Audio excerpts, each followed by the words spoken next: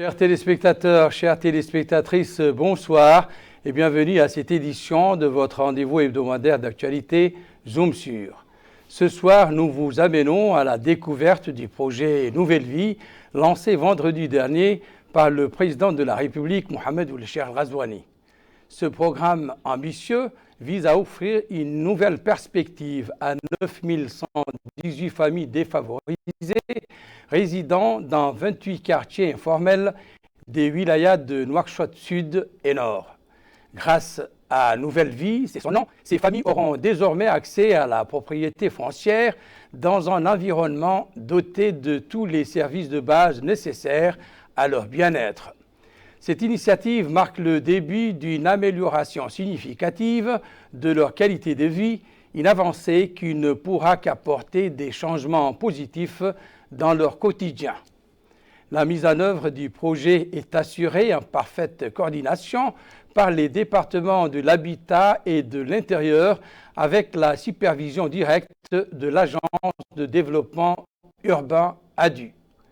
Les travaux de viabilisation de ce projet ont été lancés et concernent la construction de bâtiments scolaires, de centres de santé, de commissariats de police, de routes bitumées, de boutiques et la mise en place des réseaux d'eau et d'électricité. Pour en savoir plus sur ce projet novateur, nous recevons sur notre plateau M. Mohamed Val Ould-Aïl, coordinateur de la cellule de réhabilitation des quartiers précaires au sein de l'agence, et M. Mohamed Ould Ahmed Salem, directeur des infrastructures au sein de l'agence de développement urbain. Mais avant de commencer, je vous propose de suivre ce reportage sur les temps forts de la cérémonie de lancement présidée par le président de la République avec Aminata Kane.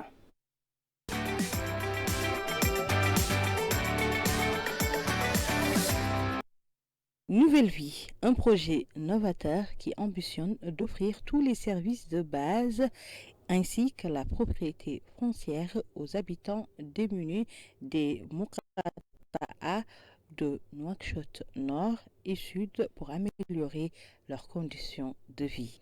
Le président de la République, Mohamed Ould Cheikh Ghazouani, a supervisé aujourd'hui au niveau du secteur 22 dans la Moukhata'a de Toujénine le lancement de cet ambitieux projet. Ainsi, ce projet permettra à 9118 familles défavorisées résidant dans 28 quartiers informels des deux wilayas précités d'accéder à la propriété foncière pour améliorer leur qualité de vie. Un projet mis en œuvre par le ministère de l'Habitat et de l'Intérieur avec la supervision de l'Agence de développement urbain pour 453 hectares aménagés comprenant 13 499 lots. Le président de la République, Mohamed Ould Cheikh Ghazouani, a ainsi reçu des explications inhérentes aux techniques et composantes du projet, ses phases de mise en œuvre et les infrastructures et services publics mis en place pour assurer aux bénéficiaires les conditions de vie adéquates. Lors de la visite, il a donné le coup d'envoi pour le démarrage de l'alimentation des réseaux d'eau et d'électricité à l'intérieur du secteur.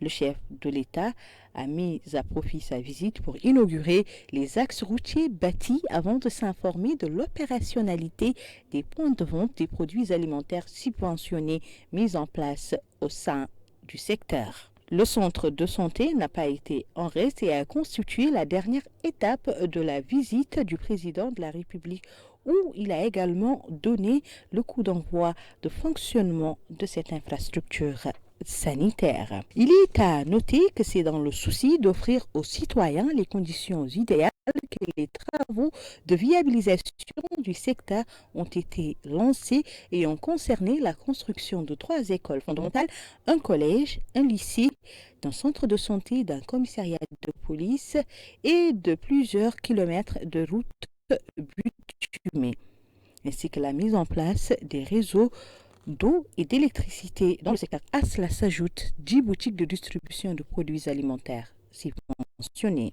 L'objectif est de mettre fin aux disparités sociales conformément aux engagements du président de la République, Mohamed Ould Cheikh Ghazouani.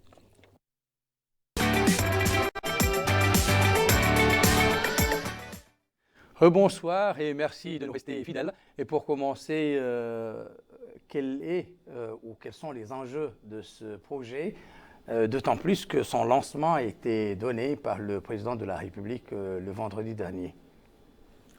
Merci, je remercie la télévision mauritanienne pour cette invitation qui me permettrait de m'exprimer sur ce projet. Ce projet est très très important pour le président de la République. C'est le président de la République, Monsieur Cheikh Mohamed El-Cheikh Ghazouani, qui a donné instruction pour réaliser ce projet.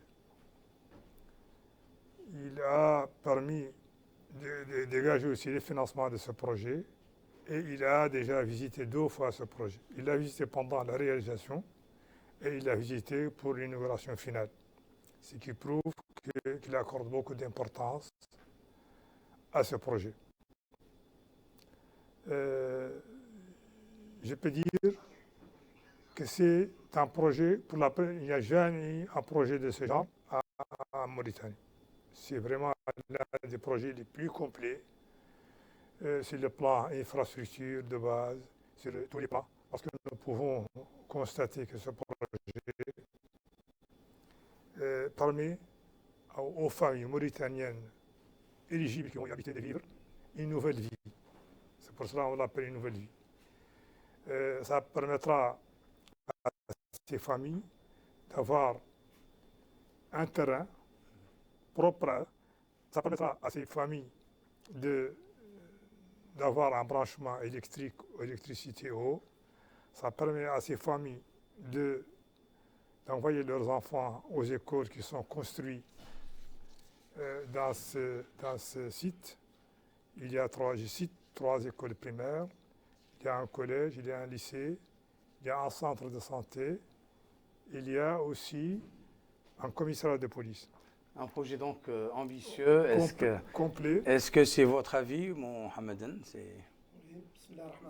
Donc je remercie la chaîne El Mauritania pour cette invitation. Je salue tous les téléspectateurs de la chaîne El Mauritania. En fait, ce projet, c'est un projet très ambitieux. Juste avant de répondre à votre question, je vous rappelle que le programme du président de la République, M. Mohamed El-Cheikh Ghazouani Tahahoudati, a consacré un chapitre à un concept qu'on appelle les villes productives. Les objectifs de ce chapitre, en fait, c'est renforcer tout d'abord la planification urbaine des villes mauritaniennes et aussi avoir un financement spécial pour tout ce qui est infrastructure urbaine. Pour cela, donc, l'Agence de développement urbain ADI, depuis 2020, a travaillé presque sur ce projet, mais en 2 chantiers. Le premier chantier, c'était juste un assainissement de la situation des attributions du projet des quartiers précaires d'avant. C'est un chantier qui est achevé. Il y avait juste la régularisation des litiges entre les personnes, vérification des documents, les plans de récollement. Et donc, c'est un chantier qui est achevé. Le deuxième chantier, c'est des zones occupées illégalement par un nombre très important de populations. Ces zones présentent ou bien constituent un défi pour toute amélioration du visage de la ville de Nouakchott, d'une façon urbaine, pour point de vue urbain. Deuxième chose, il constitue aussi un risque sécuritaire pour les gens qui habitent dans ces zones. Donc, ce projet Nouvelle Vie vise à améliorer la vie de ces gens-là, ces gens qui occupent ces zones illégalement occupées. Et sur quelle base ont été sélectionnées les populations qui vont bénéficier de ce projet? Oui, il y a 28 Gazra, qu'on appelle Gazra, c'est un ensemble de baraquements. C'est des squats publics. Voilà, c'est ça. Il y a 28 Gazra qui ont été ciblés dans ce projet. Et nous avons décidé, ou il a été décidé plutôt, de faire un recensement indirectement par un intermédiaire afin de ne pas attirer l'attention de tous les Mauritaniens qui veulent tous des terrains, qui sont tous intéressés par avoir des terrains, or que le projet vise essentiellement Ségazra et les occupants de Ségazra. Donc Taazour a fait un premier recensement en 2021. Ils ont repris 6 mois après, en 2022. Il y avait une différence entre les deux recensements. Nous avons croisé ces deux recensements afin que les personnes recensées dans le premier qui ne sont pas recensées dans le deuxième, tous se trouvent éligibles. Voilà. Donc c'est Taazour qui a fait le recensement pour le compte de l'Agence de développement urbain. Et nous pensons qu'il y a dans ce recensement, il y a 9150 familles, dont 960 familles. Nous avons constaté que c'est des familles qui ont déjà bénéficié des terrains et qui occupent quand même les Gazra. Ces 960 familles ne peuvent pas bénéficier une deuxième fois. Et les autres familles qui n'ont jamais bénéficié et qui ont été recensées vont se trouver avec un terrain, soit dans la zone secteur 22, soit in situ. In situ parce que parmi ces Gazra, il y a certaines qui vont être complètement déplacées et il y a d'autres qui vont être réinstallées. C'est une approche différente. Ceux qui vont être installés vont rester in situ si la place les permet à tous d'être in situ. Les autres vont être déplacés dans le secteur 22. Nous estimons à peu près 4600 les familles qui vont être déplacées dans le secteur 22. Et le reste va être réinstallé in situ. Par là, depuis que la rumeur a couru que les terrains vont être distribués, nous avons constaté l'arrivée massive des familles de partout pour occuper les Gazra. Donc aujourd'hui, nous constatons qu'il y a plusieurs familles qui sont arrivées après le recensement et qui pose aujourd'hui un problème, qui nous pose des difficultés et réclament beaucoup de choses, disent nous étions là, nous sommes là, on était absent, on était malade, on était ici, cela.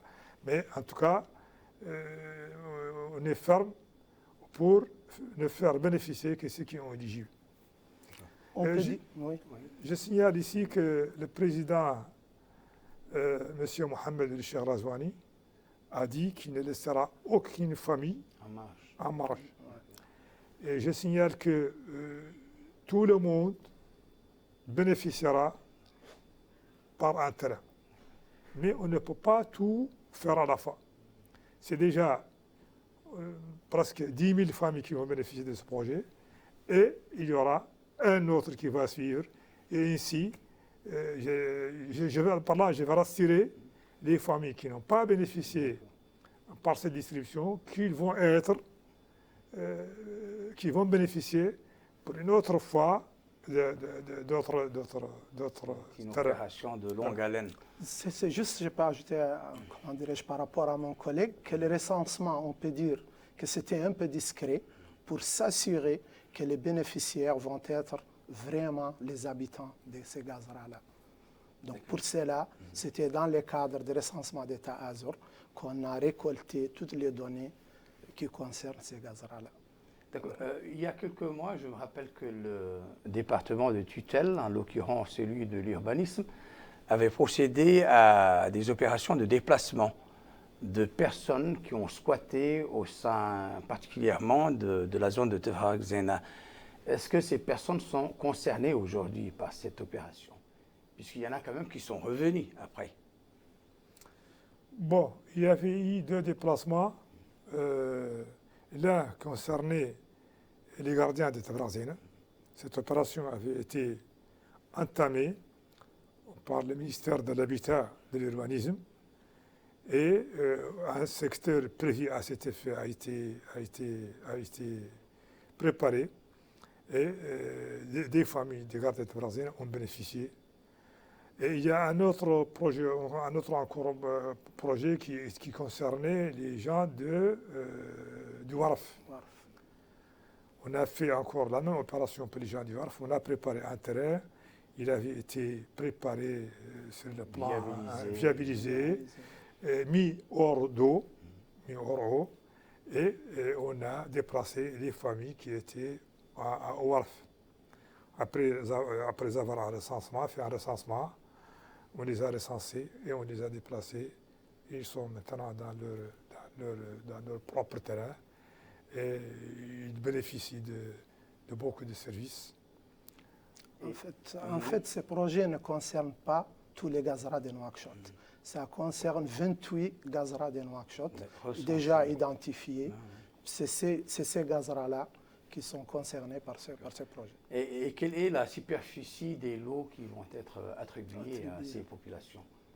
Ces lots sont généralement 150 mètres carrés, 120 mètres carrés plutôt, 120 mètres carrés, 10 sur 15.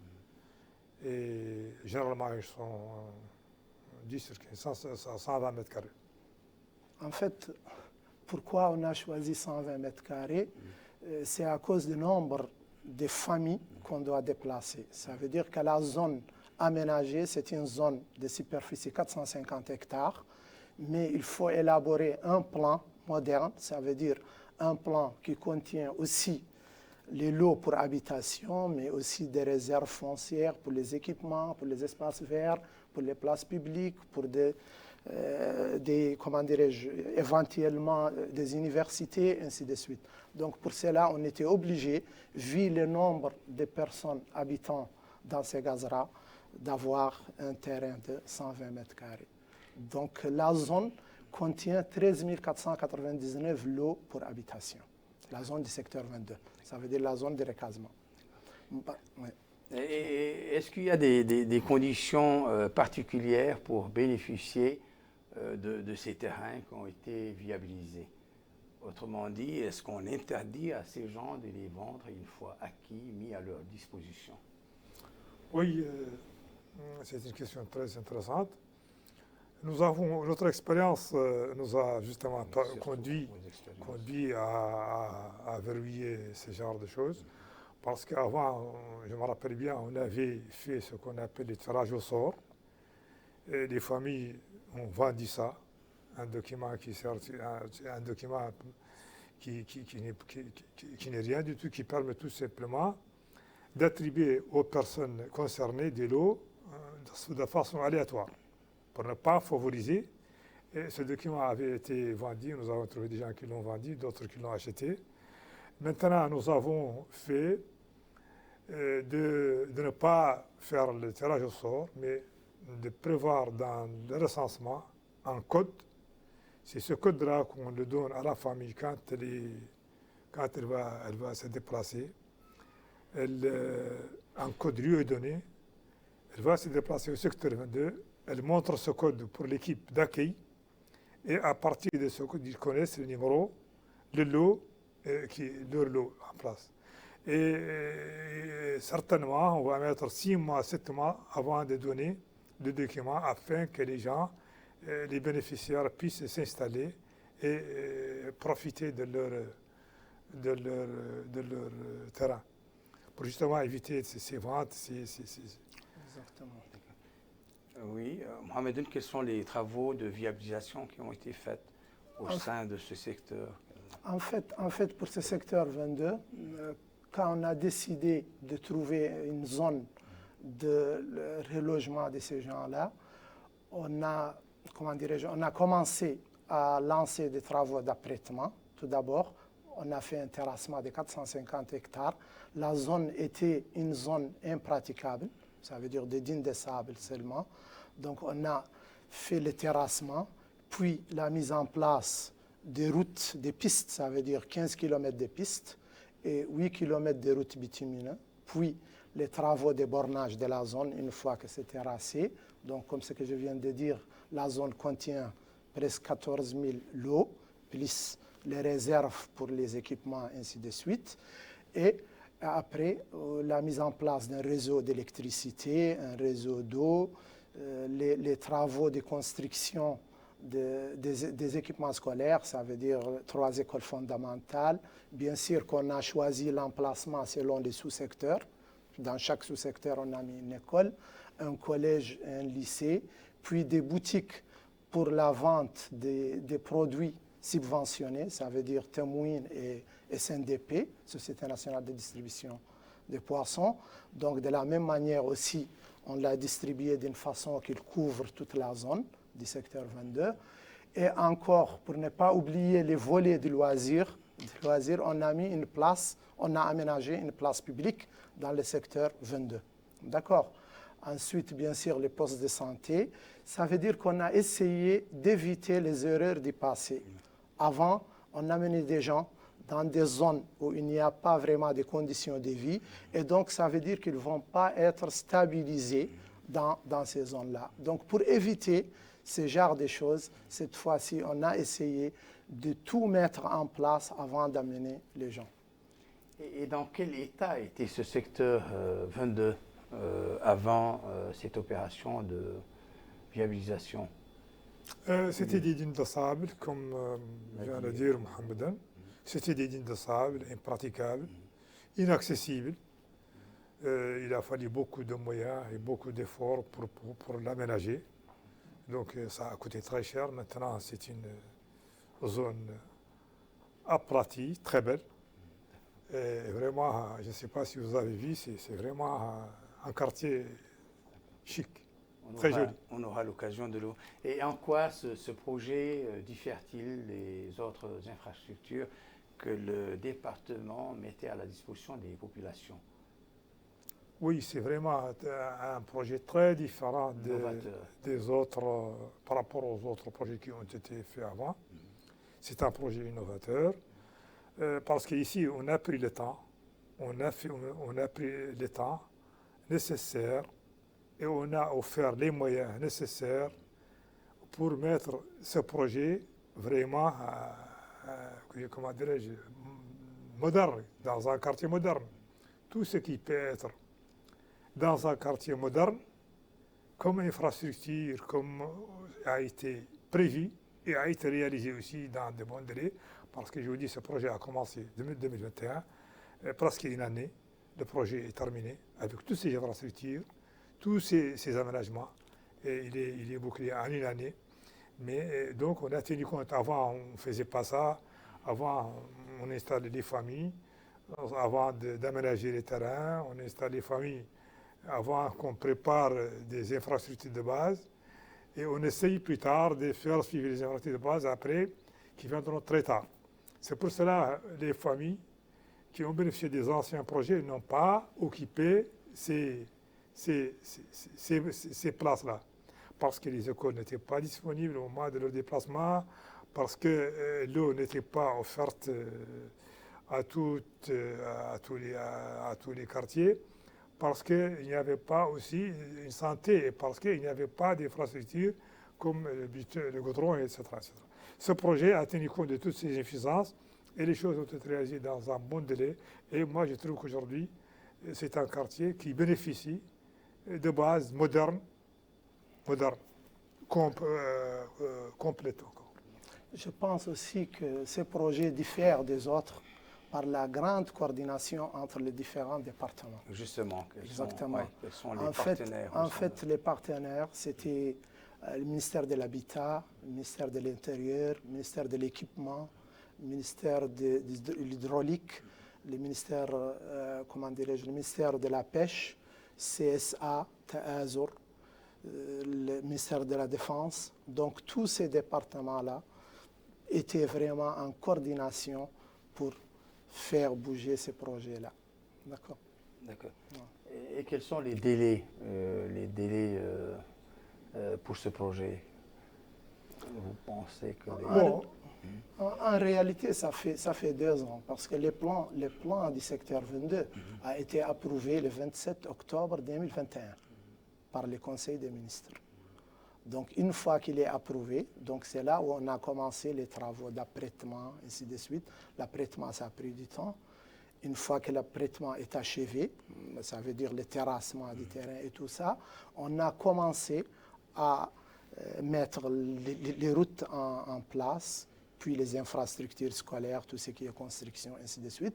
Ça veut dire que le délai du projet entre la date où on a approuvé les plans du secteur 22 en Conseil des ministres et aujourd'hui que le projet Nouvelle Vie rentre en exécution réellement, ça fait 2 ans.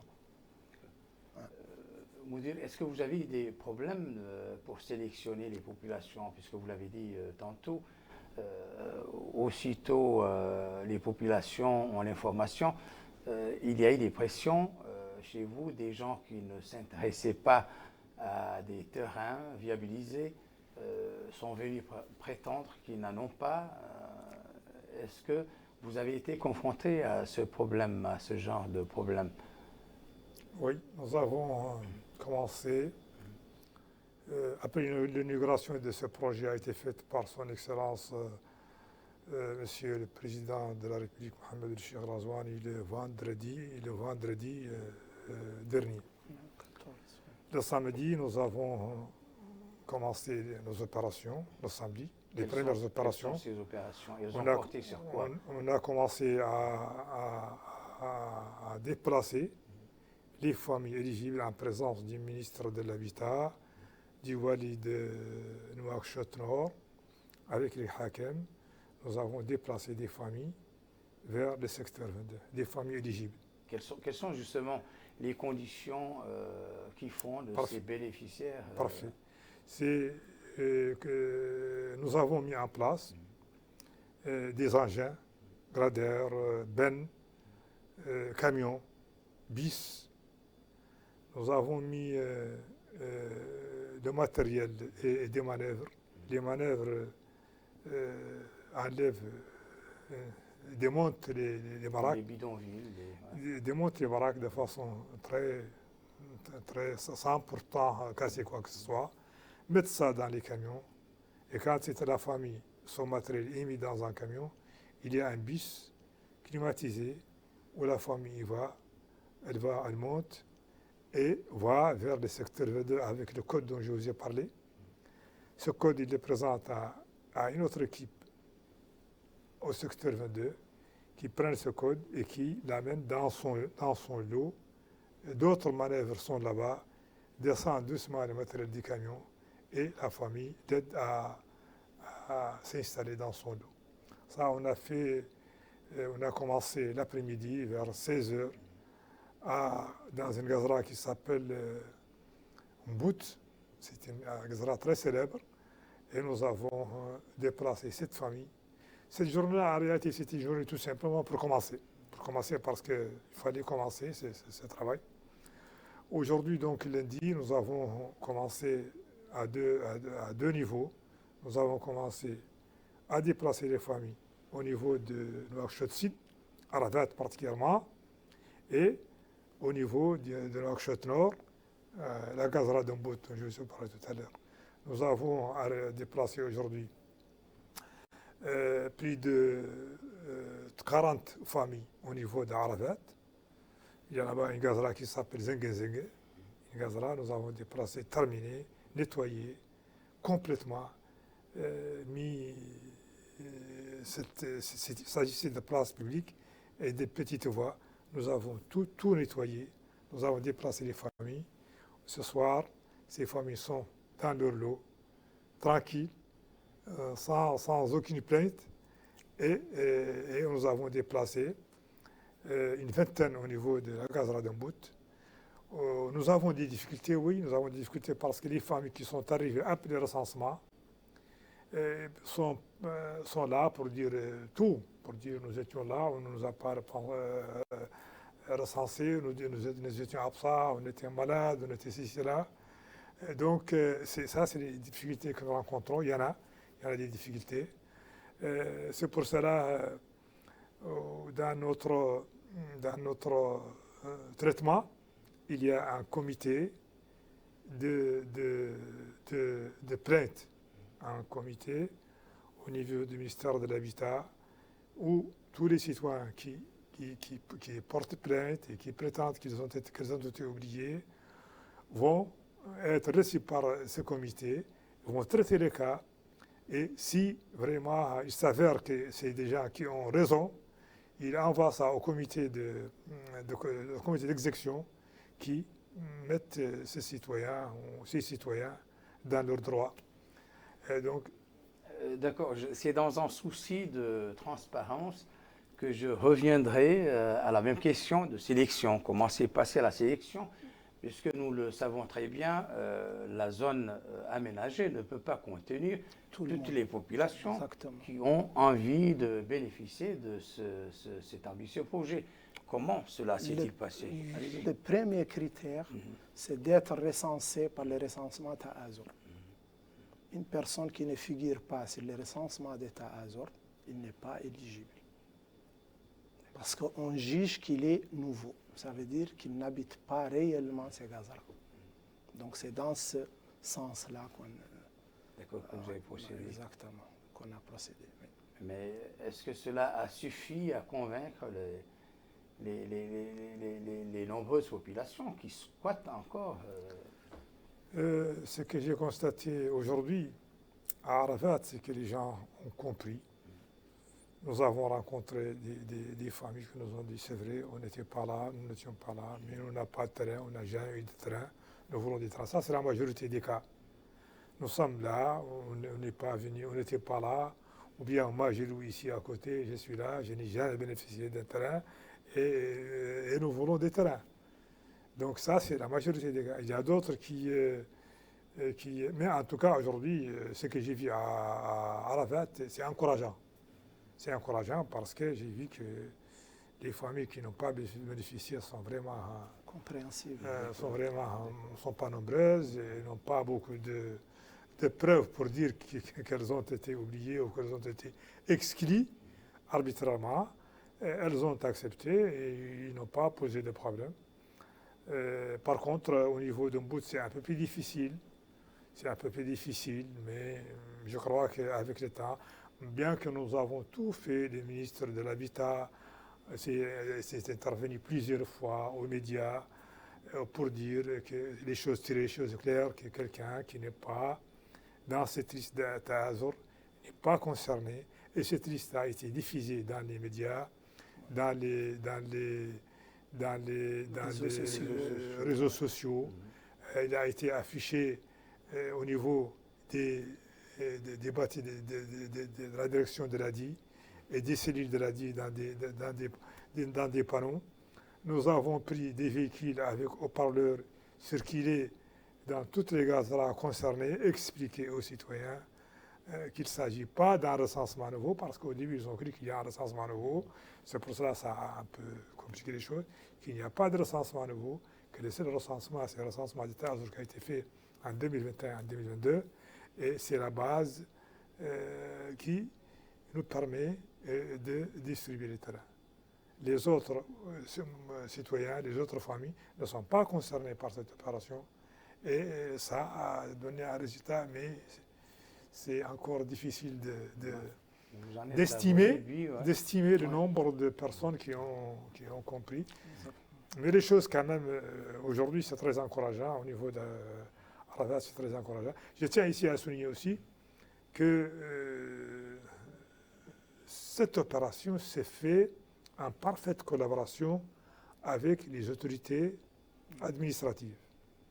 En ce qui concerne Nouakchott Nord, le Wali, le Hakim de Nouakchott Nord se sont présentés à toutes les étapes.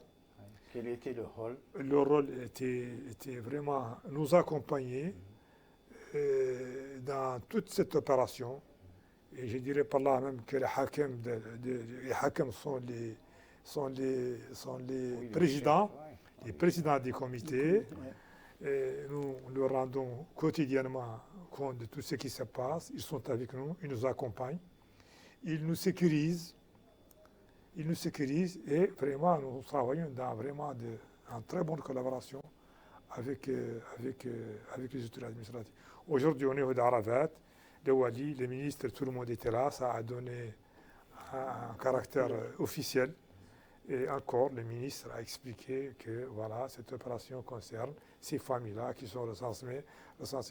Il a permis à toutes les personnes qui s'est présentées pour réclamer, il a écouté tout le monde. Et voilà, c'est toujours pratiquement, moi je suis mère d'une famille ou je suis père d'une famille pauvre, je n'ai jamais bénéficié, je cherche un terrain. D'autres disent, pendant le recensement, je n'étais pas là, je suis venu à Pesar. Donc c'est généralement, on n'a pas encore constaté que Azur a, d'une manière ou d'une autre, exclu des familles. Jusqu'à présent, on n'a pas encore constaté. Et dans tous les cas, comme je l'ai dit, les plaintes vont être traitées et vont être aussi analysées. Et ceux qui ont droit vont le couvrir et ceux qui n'ont pas le droit, on va leur expliquer ça. Est-ce que ces attributions sont gratuites les populations qui... Oui, elles sont gratuites. Donc, chaque personne éligible, ça veut dire qu'il a, comment dirais-je, un local. Les populations ne remboursent rien. Oui, une famille. Je parle d'une famille. Oui, ça veut sûr, dire une famille éligible, recensée par Azur. Donc, ils ont le droit d'avoir un terrain, soit au secteur 22, soit in city. Ça veut dire que c'est la même place. Est-ce qu'il s'agit seulement de terrain? Est-ce qu'il y a des locaux? Est-ce qu'il y a... Non, en fait, locaux. Ouais. Oui, je préfère ici un peu dire que le transport des bagages, des familles, leur installation dans le secteur 22, c'est fait par les moyens de l'État. Et il y a de gros moyens. Je peux aussi vous dire que ces familles-là, éligibles, vont être appuyées par Azur en donnant 50 000 ouguiyas à chaque famille, dès qu'elle est dans son lot. 50 000 ouguiyas par famille. Donc, ne sont pas gratuites, mais aussi, disons, appuyées, soutenues. Donc, eux, ils vont bénéficier de ces lots, mais est-ce que dans sa stratégie d'avenir, l'ADI, le département concerné, envisage quand même de mettre à la disposition de ces populations qui atterrissent dans des terrains, d'avoir des logements locaux, sociaux, des par logements exemple. sociaux, En fait, le ministère a une convention, si je me rappelle, avec une fondation qui est en train de construire actuellement au secteur 22 de logements sociaux. Mais c'est juste une première expérience. Pour le moment, ils sont sur 100 logements.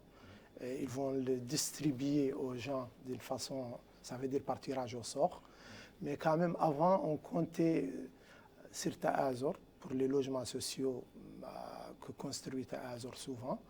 Pour faire ça, vraiment, c'est une bonne question. Parfois, on va amener ces gens avec leurs baraques et les mettre là-bas dans cette zone. Donc on a quitté avec des baraques cet aspect de bidonville. J'ai comme l'impression qu'il existe toujours. Je vois il y a un terrain, mais des terrains dans lesquels vont être installés des baraques. Il y a un part aussi des citoyens. Nous, on va vous donner un terrain. Au minimum, pour les gens qui ont un peu de moyens, ça veut dire contribuer ils doivent commencer à construire, ils doivent essayer de changer leurs conditions de vie eux-mêmes. Et avec 50 000 oubliés en plus.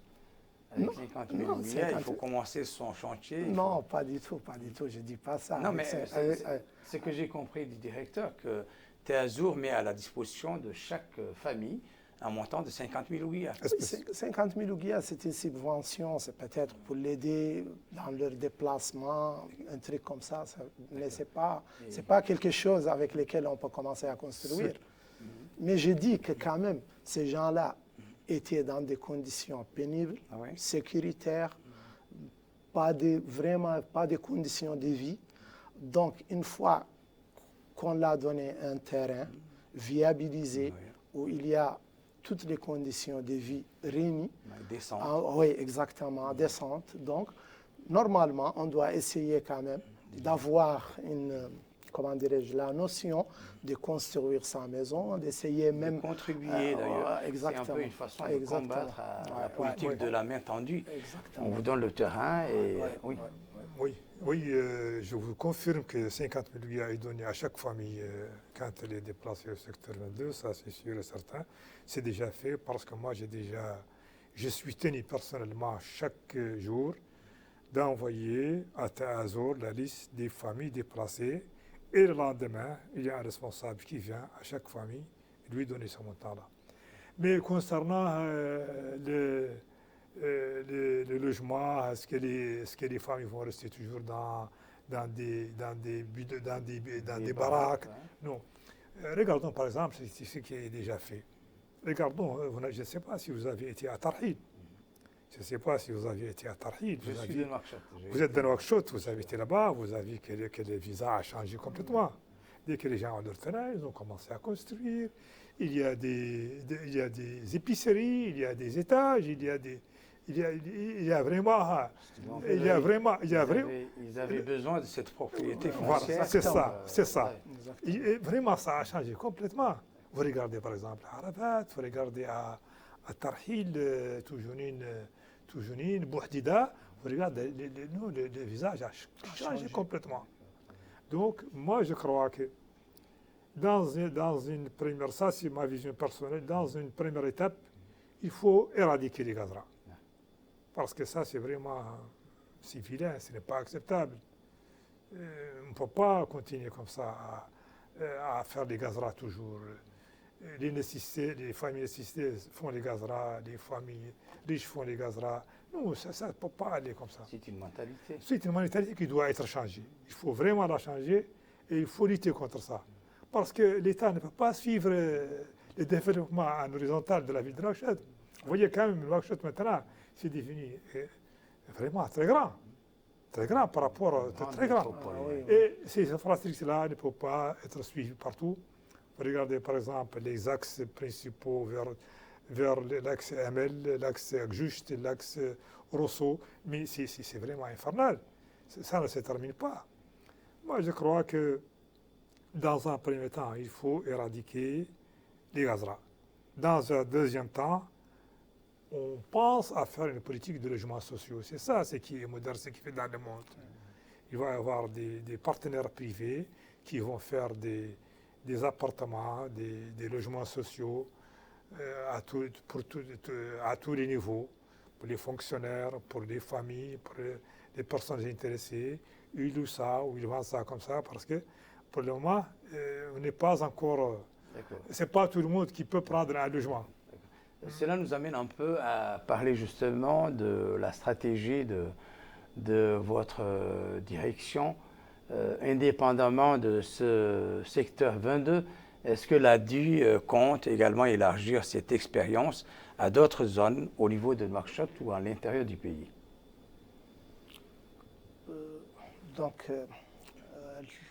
L'ADI en fait est chargé d'exécuter ce qu'on appelle le schéma directeur d'urbanisme de la ville de Nouakchott.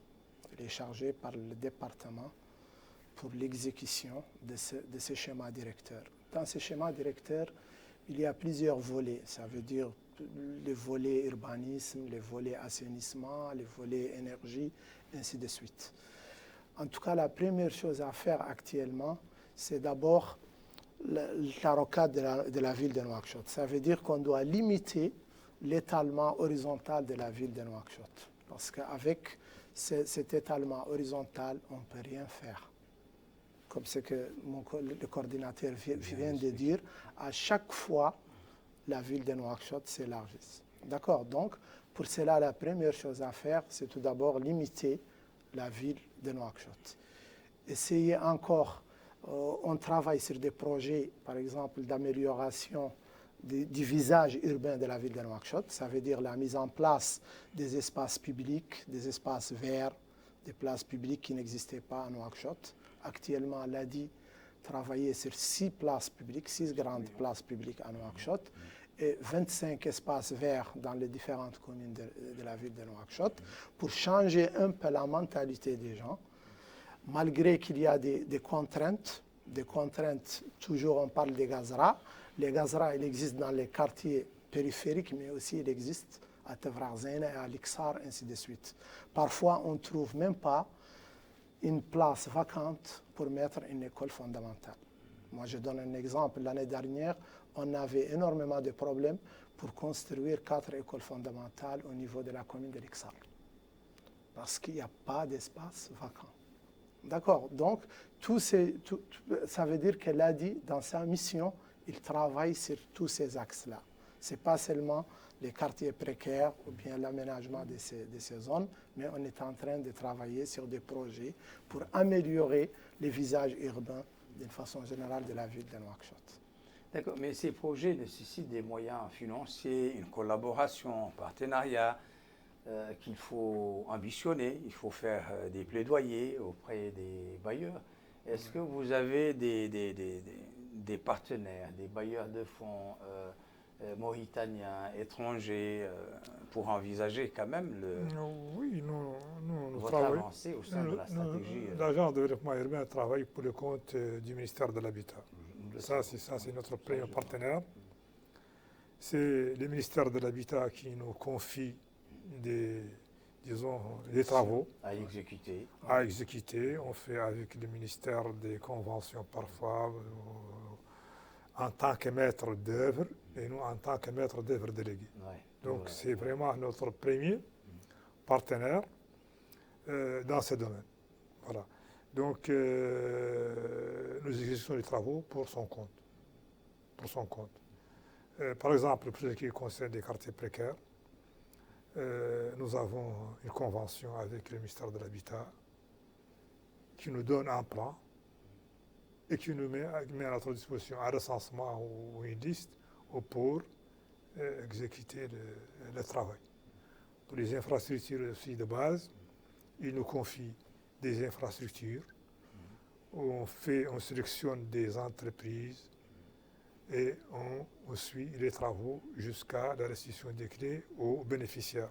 Généralement, c'est le ministère de la Santé, le ministère de l'Éducation qui sont les bénéficiaires.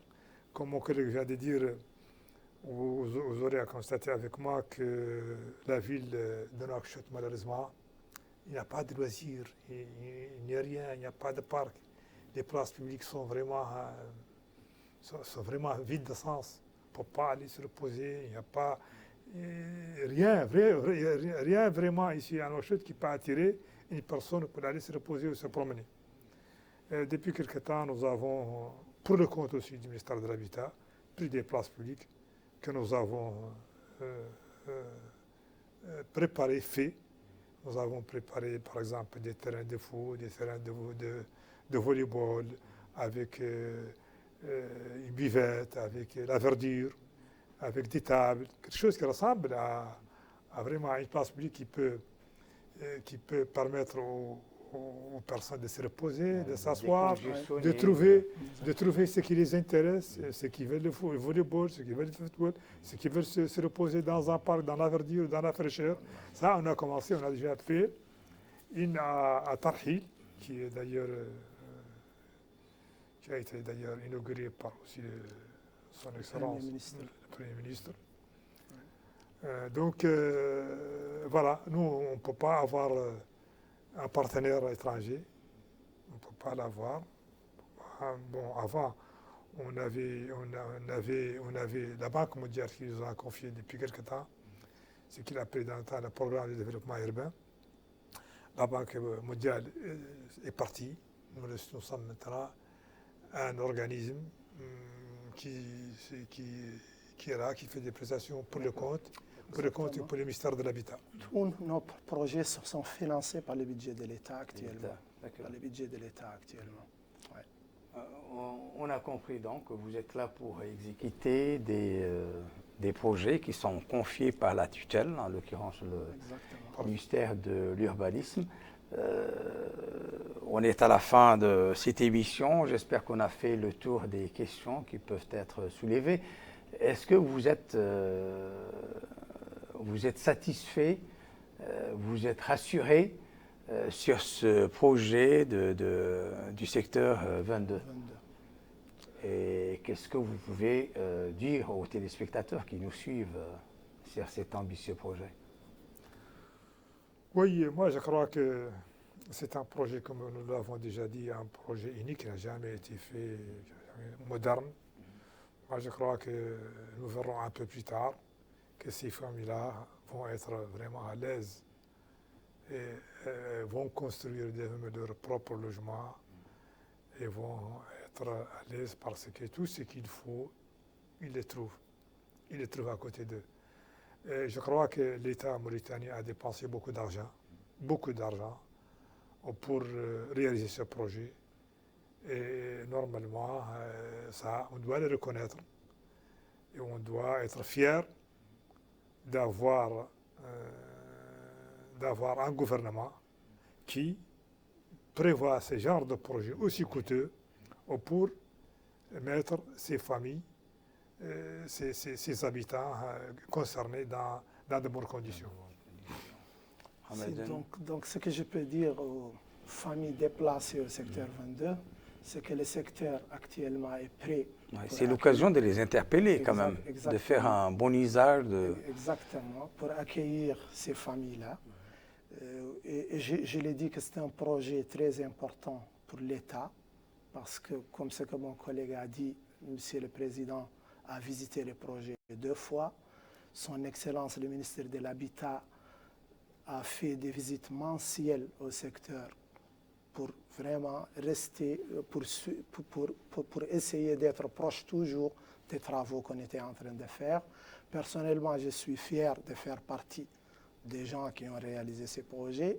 Et donc, j'ai dit aux déplacés, aux familles déplacées, que le secteur est prêt pour l'accueillir et pour commencer une nouvelle vie. Et indépendamment de ce secteur 22, est-ce que le ministère va vous confier une autre mission, aussi bien à Nouakchott ou ailleurs? Non, pour le moment. Certainement. Le ministère, nous ne sommes pas les seuls partenaires. Oui, il y a d'autres agences avec nous. Il y a ISCAN, il y a ANESP, il y a la société de Pierre, nous ne sommes pas les seuls. Mais en tout cas, nous pouvons considérer, et nous remercions le ministère de l'Habitat pour nous avoir confié ces missions. Et nous sommes fiers et aussi de les avoir réalisées dans de bonnes conditions. Merci donc à nos invités de ce soir. Il s'agit de M. Mohamed Valoul Ayil, coordinateur de la cellule de réhabilitation des bidonvilles ou des quartiers précaires de l'Agence de développement urbain, l'ADU, et de M. Mohamed Denoul Ahmed Salem, directeur des infrastructures au sein de la même agence.